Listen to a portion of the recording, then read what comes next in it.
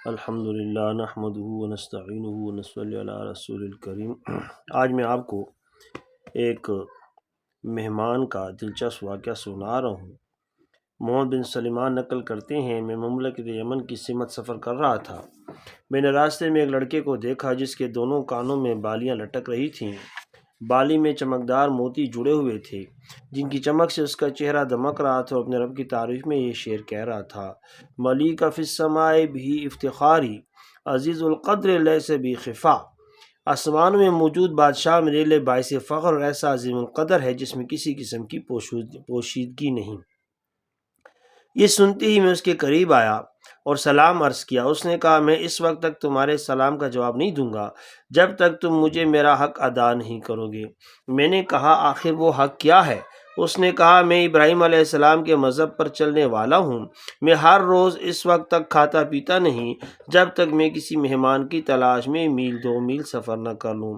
چنانچہ میں نے اس کی دعوت قبول کر لی۔ وہ بڑا خوش ہو کر مجھے اپنے خیمے پر لے گیا۔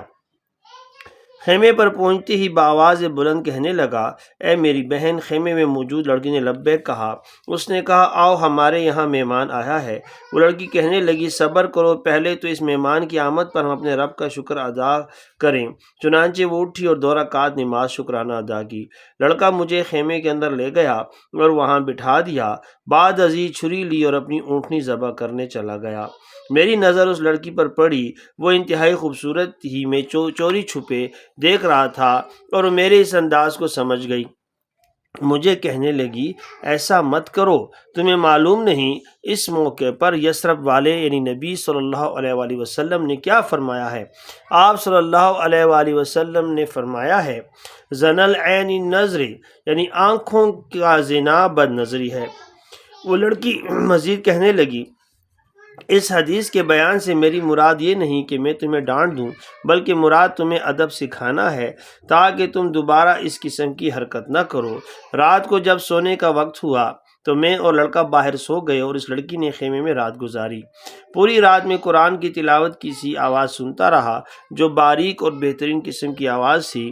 میں صبح اٹھتی ہی لڑکے سے کہنے لگا، بھائی، رات کو یہ آواز کس کی تھی؟ وہ کہنے لگا، یہ میری بہن تھی جو صبح تک جاگتی رہتی ہے۔ میں نے کہا، یہ عمل اپنانے میں تو تم زیادہ حقدار ہو، آخر تم مرد ہو اور وہ عورت۔ وہ نوجوان ہنس پڑا اور کہنے لگا، اللہ کے بندے، تمہیں معلوم نہیں، یہ سب توفیق کی بات ہے۔ حسن بن عیسیٰ فرماتے ہیں، میں نے خراسان سے لے کر بغداد تک عبداللہ بن مبارک کے ساتھ سفر میں شریک رہا، لیکن میں نے انہیں اکیلا کھاتے نہیں دیکھا۔ عمر بن ہانی رحمت فرماتے ہیں، رافع بن عمیر رحمۃ اللہ 3 مسجدوں کے نمازیوں کو دوپہر اور رات کو کھانے میں کبھی سرید اور کبھی گھی اور ستو سے کھانا کھلاتے، لیکن خود ان کا حال یہ تھا کہ اپنے تن کو چھپانے کے لیے صرف آپ کی ملکیت میں ایک ہی قمیص تھی جو آپ جمعے کے دن میں پہنتے اور گھر میں بھی۔ چنانچہ عقل مند کو چاہیے کہ وہ اپنی سستی کو چستی میں بدل کر مہمانوں کی جستجو میں رہے، کیونکہ نعمت خداوندی میں اگر بجائے حقوق کی ادائیگی میں بخل سے کام لیا جائے تو وہ نعمتیں جہاں سے آئی ہیں وہیں کا رخ کر لیتی ہیں۔ اللہ تعالیٰ آپ کو اور مجھے صحیح مسلمان بننے اور صحیح اسلام پر عمل کرنے کی توفیق عطا فرمائے۔ جزاک اللہ خیرہ۔